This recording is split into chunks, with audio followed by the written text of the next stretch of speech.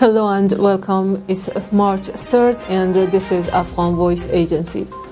Director General of Tabian Center for Social and Cultural Activities in a meeting with the Deputy Secretary General of the World Association for the Rapprochement of Islamic Religions said Afghanistan is a successful model for the peaceful coexistence and harmony of the followers of the Islamic religions, but it has been attacked by the enemies for some time. He said that the enemy has targeted the approximation of the religions in Afghanistan with the hard attacks and soft movements, which is more dangerous because the result will be a civil war. Opposition to the Sunnis provides the basis for tensions between Islamic religions. Hossaini Mazari said study conditions are not possible for Afghan scholars and students in Qom and Mashhad, and these restrictions must be removed. The Deputy Secretary of the Association for the Rapprochement of Islamic Religions announced his readiness to follow up and solve the problem of Afghan students. It is 1 year since the former U.S. administration signed an agreement with the Taliban, which has increased violence in Afghanistan. So I asked Dr. Reza Yagana Shakib, a faculty member at Santa Monica College, about the Biden government's commitment to the Doha Agreement. Almost 1 year ago, there was a peace deal which was negotiated by the United States with Taliban, and according to that deal, Taliban must not attack U.S. forces, Taliban must not cooperate with any terror organization, and Taliban must actually engage in a peace negotiation with the Kabul government. According to the same deal, the U.S. troops must actually leave Afghanistan by May 1st, 2021, which is almost coming. And now there is a new president in the office, President Biden, and that's going to change a few things in basically this deadline in Afghanistan. This deal has been made because the United States wanted to end the longest war he fought in history, which cost almost $1 billion. And 2,500 U.S. troops' lives. But Biden was the one that at the same time when he was the vice president in the Obama administration always opposed the increase of the U.S. forces in Afghanistan. That was a decision that Obama made and Biden opposed.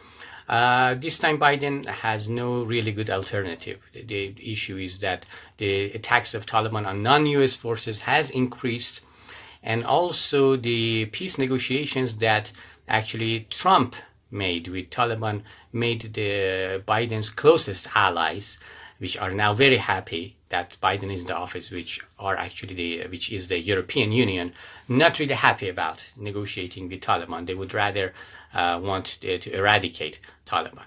However, it seems that the United States may want to keep negotiating, extend that deadline May 1st to buy more time. And basically then perhaps Biden wants to keep some task forces in Afghanistan to reinforce the security apparatus of Kabul government. There is another basically item, which is the Kabul's decision if Kabul wants to connect with the Belt and Road Initiative. If that is the case, of course, we are talking about China gaining power in this region, which Biden actually called the biggest challenge of the United States. That's going to change the whole dynamic of these negotiations. We may see some then attacks or destabilizing basically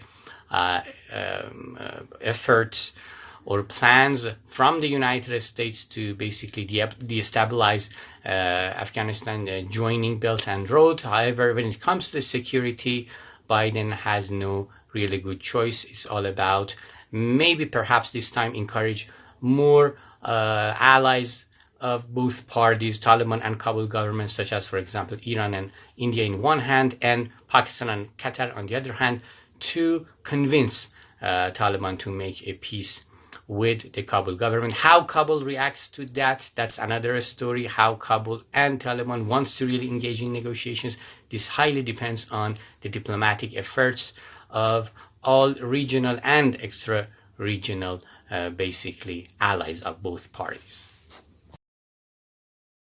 As many as 34 people, including military personnel and the local, were freed by the Afghan commandos from a Taliban prisoner in Afghanistan district of Herat province in an operation conducted last night, the Ministry of Defense said via a statement on Wednesday. The operation was launched in Karukh region of the Afghanistan district, the Special Operations Command Corps of the Ministry of Defense said.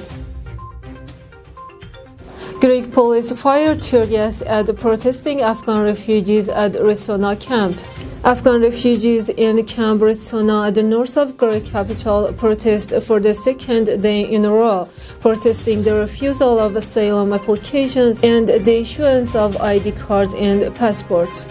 Not only this gentleman, but also the people who are all here, they just want the human rights, and if the country, the Greek country said that they're just speaking about the military and human rights, where is it? Why we cannot see anything? Reuters reported that the U.S. Senate Intelligence Committee by unanimous voice vote on Tuesday backed veteran diplomat William Burns to become President Joe Biden's Central Intelligence Agency Director, Senator Mark Warner, the diplomatic committee chair, said. The overwhelmingly bipartisan vote Ambassador Burns' favor is a testament to nominees' unquestioned qualifications for their long experience in matter of national security and a laudable commitment to public service, Warner said in a statement. The Ain al-Assad airbase in western Iraqi province of Al-Anbar has been targeted by a volley of rockets, media outlets reported. Early reports suggested that as many as 10 rockets have hit near the U.S. coalition base.